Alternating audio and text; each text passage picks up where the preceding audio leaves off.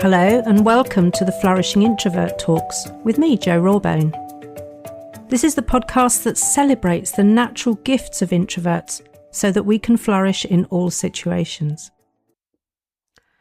Episode 317, An Introvert's Guide to Change. There's a well-worn saying which is that the only constant in life is change, and how true that is. In the last episode, I focused on how the uncertainty that inevitably accompanies change has the potential to shake our capability. This led me to both recognise and appreciate that we need to access different capabilities in times of change if we're to navigate them successfully.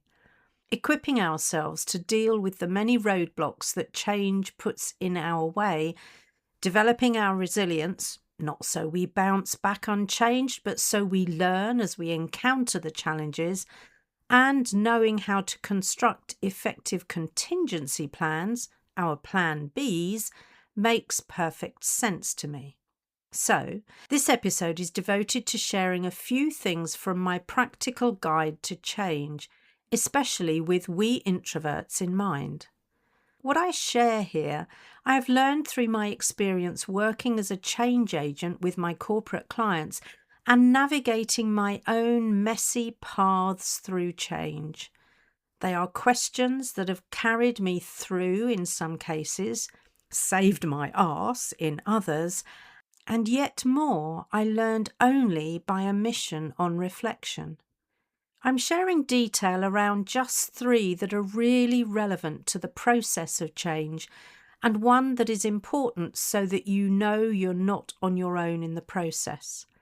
One thing for sure, I keep these questions with me at all times because I never know when I'm going to need them again. I will, of course, touch again on uncertainty because it goes hand in hand with change, meaning you cannot have one without the other. So the question for this episode is not how to avoid change and the accompanying uncertainty, but how to dance with it, even though you don't much like the tune and you may be stuck with a clumsy 2 left feet kind of partner. Because here's the thing. It's important that you don't abandon yourself during times of change, as you'll invariably experience subtle or not so subtle pressure to be more visible, more vocal, more on your toes or fleet of foot. So this is about how to stay grounded, purposeful and aligned whilst everything else is shifting aimlessly. The place I want to start is understanding the driver of the change, which is revealed by a simple enough question. Is this change being done to me or by me? If the driver is internal, meaning you've initiated it, so it's being done by you, you're most likely to have a fair degree of autonomy and/or personal agency. Changes like this typically involve shifting your career, making significant life changes, or embarking on personal growth. Whilst it'd be great to think that changes like this don't destabilise your capability quite so much, I have known people to avoid making the change they wanted or needed to because they lacked the courage and self-belief. This done-by-me change is largely a very different beast from a change that is imposed on you by an external factor or force, so being done to you. Examples here include an organisational restructure, new leadership, or changing market pressures. Please don't fall into the trap, though, that this will mean that you have no control or influence, because tough as it sounds, as Viktor Frankl noted, you can always control how you respond to external events. Whilst most of the questions I share will be useful for both types of change, you'll always need to be clear about your starting point and your desired endpoint, your ideal outcome. So the question may be simple enough, but being really honest with ourselves is not always so simple. And both types of change may impact your identity, which is also something to be dealt with.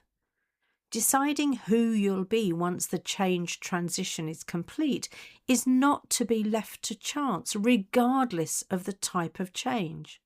For this episode, though, I'll focus on the externally imposed change because many of my clients find that naturally more difficult to deal with. I say many because an almost equal number will find the change they know they need to make just as difficult as I mentioned earlier.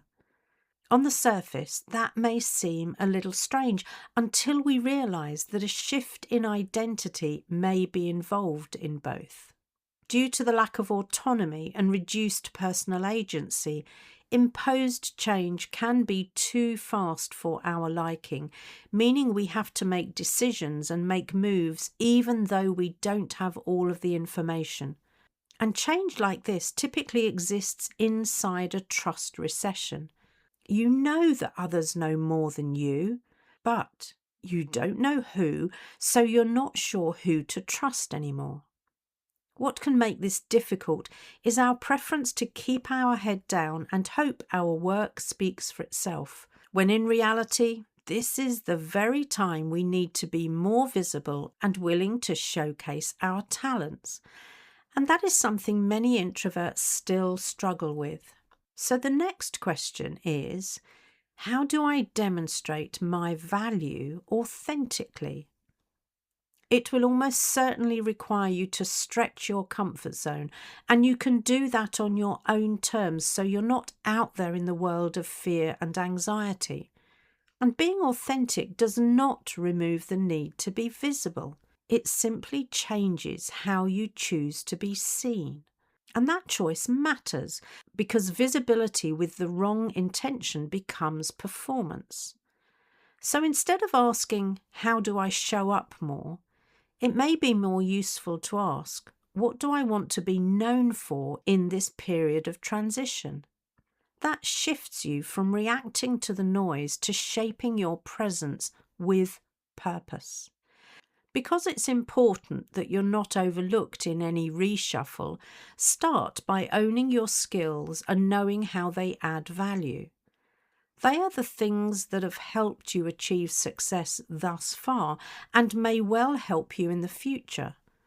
But also be mindful of the essence of Marshall Goldsmith's book, What Got You Here Won't Get You There.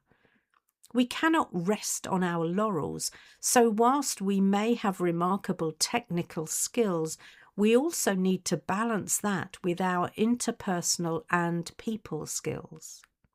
These are the kind of roadblocks that can send us heading for the hills and wanting to leave everyone else to it.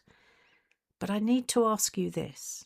How will that serve you and satisfy your need for fulfillment? How will that elevate your standing in your company? How will you get to your next promotion if you do that? Roadblocks, obstacles, and rabbit holes are rarely the impossible barriers that we treat them as. And as introverts, we typically have the temperament to deconstruct them and see them for what they are. Temporary inconveniences most of the time that our psyche latches onto with glee, hoping that we'll retreat to safe ground. The reality is we may need to quit the catastrophizing and get real. What helps here is to pause and then step back to get a clearer view, because it's true that stepping back often feels like relief in the moment, but we need to be careful that it doesn't quietly compound what frustrates us about change. So this is not about withdrawing with a view to avoid, but about being willing to act in alignment with what matters. And there's something that very much goes hand in hand with that, which is being able to answer the third question. What are my non-negotiables? These are the conditions, often informed by your values, that you're not prepared to sacrifice during any change or transition. It's all too easy to get swept along with the change out of fear. Fear of missing out, fear of being perceived as a loser, fear of being unemployed even. On reflection, how often would we have been better off saying, "Here's where we part company"? I can certainly think of a few times when that would have been a better option for me had I not been so chicken. But I know better than to have regrets, so I make a point of learning from those times, as there is always gold to be mined, even from the most hostile or barren of landscapes. Knowing our non-negotiables enables us to have our plan Bs in place right from the start. Too many people leave crafting these mitigating strategies and contingent actions until we need them. Rookie mistake. When we need them, we're likely to be stressed and less able to think clearly. So have them ready ahead of time so when you need to action them, there's no thinking required. And please don't make the mistake of only preparing one plan B. You'll need a plan B for every roadblock you can anticipate. From a project management perspective, this is essential work which will enable you to plan your energy expenditure and minimize any negative impact. So those are the 3 questions that it's so useful to ask yourself during the process of change. And now for my question about who is there for you. From bitter experience, it's far easier to craft your plan Bs with a trusted network that you have built intentionally. So this question is, who is there for you as both a sounding board and an honest ally? I know there's a fallacy that introverts don't need anyone, that we're better on our own. But the reality is the human race is a social race, and we all need some good people around us. I stress good in that we need people who won't collude with our fears, but also won't shame us with toxic positivity. We need these people in a reciprocal way to think things through with, to test ideas with, and to offload pressure to when necessary. And being introverts, we don't need an army of people, just a band of kind souls who understand us and love us enough to be honest with us. So I've shared a few of my most utilised questions during change. Is this change being done to me or by me? And that question is so important because the strategies and plans you put in place are dependent on the answer. The next question was, how do I demonstrate my value authentically? That will probably involve more visibility, but it's not about faking. And finally, what are my non-negotiables? What are those things that I'm not prepared to compromise? And then there's that specific question that gets you to focus on you and your support system. Who is there for me as a sounding board and an honest ally? It's far easier to manage the transition through change when we have the right people around us. And remember not to overlook or ignore one of the other important questions, even though we've not unpacked it here. What really is my desired outcome? That last question is one that deserves consideration throughout the change process as more information becomes available and you're in a better position to make informed choices.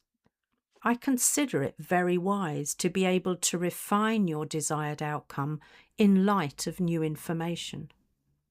I can't leave this topic without sharing some key points from an article published recently called "The Leadership Skill That Matters Most in an Age of Constant Change." I'm delighted to say that the essence of this article plays straight into our hands as introverts, because one of the key findings is that the leaders who are at advantage are those who cultivate inner stillness, create space between events and reactions, leading to clearer thinking, better judgment, and less reactive decision-making. Who does that sound like? It goes on to say that in this age of AI, which will undoubtedly surpass us in terms of speed and volume of information, the edge that we bring, which cannot be surpassed, comes from, and I quote, awareness, compassion, ethical judgment, and creativity born from silence. I propose then, my introverted friends, that we are well placed to deal with this era of constant change once we are able to own our strengths. Now, in conclusion, I trust you'll come to find my questions as useful as I have.